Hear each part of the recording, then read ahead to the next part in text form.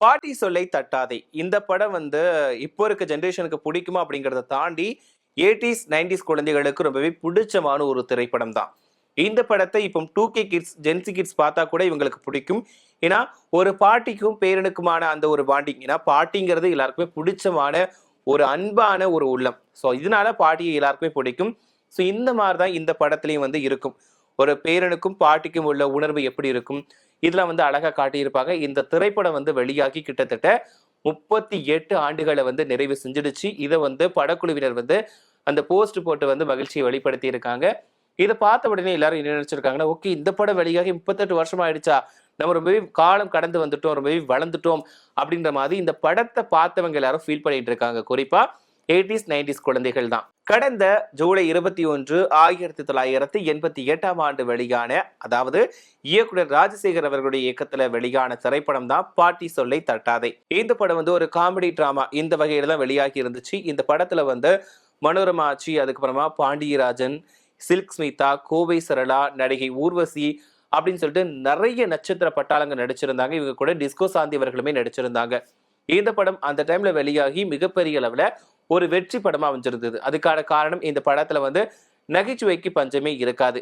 இந்த படத்துல இவங்க மட்டுமே இல்லாம எஸ் சந்திரன், ஒய்ஜி மகேந்திரன், செந்தில் அப்படின்னு சொல்லிட்டு மிகப்பெரிய நிறைய நட்சத்திர பட்டாளங்கள் நடிச்சிருந்தாங்க. இந்த படத்துல வந்து மனோரமா ஆட்சியோட நடிப்புக்கு வந்து ஒரு வேற லெவல்லே சொல்லலாம். ஏன்னா இவங்க எந்த கேரக்டர் கொடுத்தாலுமே அந்த கேரக்டர்ல ஊறி போய் நடிப்பாங்க. ஸோ அந்த மாதிரி தான் பாட்டி சொல்லை தட்டாத இந்த திரைப்படத்தையுமே நடிச்சிருந்தாங்க. இதுல இவங்களுக்கு பேரனா வந்து பாண்டியராஜன் அவர்கள் வந்து நடிச்சிருந்தாங்க. இவங்களோட காம்போவும் நல்லா தான் இருக்கும். ஊர்வசியை வந்து சொல்லவே வேண்டாம். நடிகை ஊர்வசி அவங்களுமே வந்து காமெடி கதாபாத்திரத்துல பின்னி எடுத்துருவாங்க. எந்த கேரக்டர் கொடுத்தாலுமே அவ்வளவு அழகா நடிக்கக்கூடியவங்க தான் நடிகை ஊர்வசி. சோ அதே மாதிரிதான் இந்த படத்துலயுமே நடிச்சிருந்தாங்க. சோ இந்த படத்தோட கதை என்னன்னா, பாண்டியராஜன் அவர்களுடைய அம்மா அப்பா வந்து இறந்துருவாங்க. சோ பாட்டி தாத்தா கூட தான் வந்து பாண்டியராஜன் அவர்கள் வந்து வளர்ந்துகிட்டு இருப்பாங்க. சோ பாட்டி வந்து மனோரமா, இவங்க வந்து அன்பா தன்னோட பேரனை வந்து அவ்வளோ பாசம் காட்டி எல்லாத்தையுமே கொடுத்து வளர்த்துட்டு வருவாங்க. ஆனா எல்லா விஷயத்தையும் தன்னோட பேரனுக்காக பார்த்து பார்த்து செய்யக்கூடிய மனோரமா ஒரு சின்ன சின்ன விஷயமா இருந்தாலும் தன் பேரை வந்து தாங்கிட்ட தான் கேட்டு முடிவெடுக்கணும். அவனுக்கு நல்லதா இருந்தாலும் சரி, கெட்டதா இருந்தாலும் சரி, நான் தான் முடிவெடுக்கணும் அப்படிங்கிறதுல ஒரு பிடிவாதமா இருப்பாங்க. ஆனா அதே மாதிரிதான் இங்க பாண்டியராஜனுமே எதுவா இருந்தாலும் தன்னோட பாட்டி செய்யறது தான் கரெக்டா இருக்கும். எனக்கு இது நல்லது வேணும்னாலும் சரி, கெட்டது செய்யணும்னாலும் சரி, என்னோட பாட்டி எது முடிவு எடுத்தாலும் அது சரியா இருக்கும் அப்படின்ற மாதிரி தான் அவருமே முடிவெடுத்திருப்பாரு. பாட்டி பேச்சை வந்து தட்டவே மாட்டாரு. எல்லாமே பாட்டி தான் அப்படின்ற மாதிரி தான் இருப்பாரு. சோ இதுலதான் நடிகை ஊர்வசி திடீர்னு பாண்டியராஜனோட லைஃப்குள்ள வந்து வருவாங்க. என்னன்னா ஊர்வசி அவர்களுக்கு மேரேஜுக்கு வந்து ஃபிக்ஸ் பண்ணியிருப்பாங்க. அந்த மேரேஜ் வந்து அவங்களுக்கு பிடிக்காது.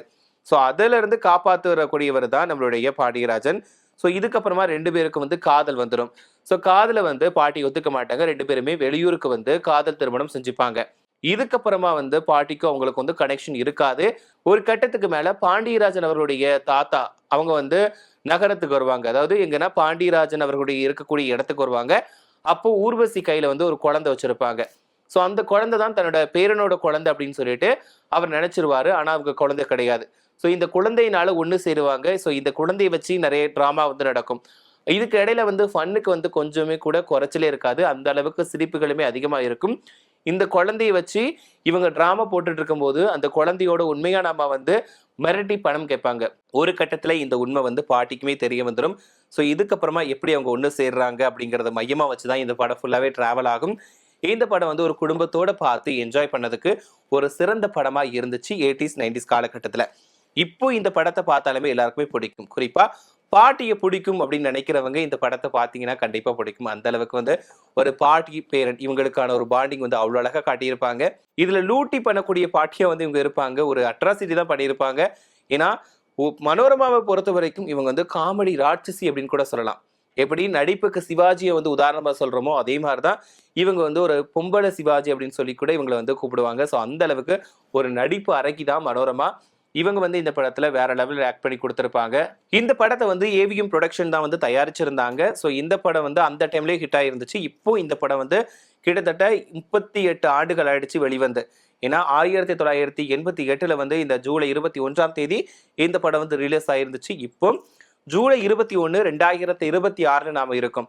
ஸோ இதனால இந்த படம் வெளியாகி கிட்டத்தட்ட 38 ஆண்டுகளுக்கு மேல ஆகிடுச்சு. இந்த படத்தோட கதை என்னன்னா, ஒரு குடும்பத்துல உணர்வுகள் எப்படி இருக்கும், பெரியவங்களை நம்ம எப்படி மதிக்கணும், அவங்க சொல் பேச்சை எப்படிலாம் கேட்கணும் அப்படிங்கிறதையும் காட்டியிருப்பாங்க. ஸோ அதுக்காக எல்லா விஷயத்தையும் கேட்கணும்னு கிடையாது. சுயமா சிந்திச்சு முடிவெடுக்கக்கூடிய நேரத்துல கண்டிப்பா நம்மளோட முடிவை வந்து நாமளே எடுக்கணும் அப்படிங்கிறது தான் இந்த படத்தோட மைய கருத்தை வச்சிருப்பாங்க. எப்படி நம்ம வீட்டில் இருக்கக்கூடிய அம்மாவா இருக்கட்டும், அப்பாவா இருக்கட்டும், பாட்டியா இருக்கட்டும், தாத்தாவா இருக்கட்டும், இவங்க எல்லாத்துக்குமே நாம வந்து ஒரு ரெஸ்பெக்ட் கொடுக்கணும். அவங்க சொல்லக்கூடியதை கண்டிப்பா கேட்கணும். ஏன்னா அவங்க நமக்கு தீங்கு நினைக்க மாட்டாங்க. அவங்க நல்ல விஷயங்களை தான் நமக்கு சொல்லுவாங்க. ஸோ அவங்க சொல்படி கேட்டு நடக்கணும் அப்படிங்கிற ஒரு மைய கருத்து இருக்கும். ஸோ அதுக்காக எல்லா விஷயங்கள்லையும் கேட்டு நடக்கணும்னு அவசியம் கிடையாது.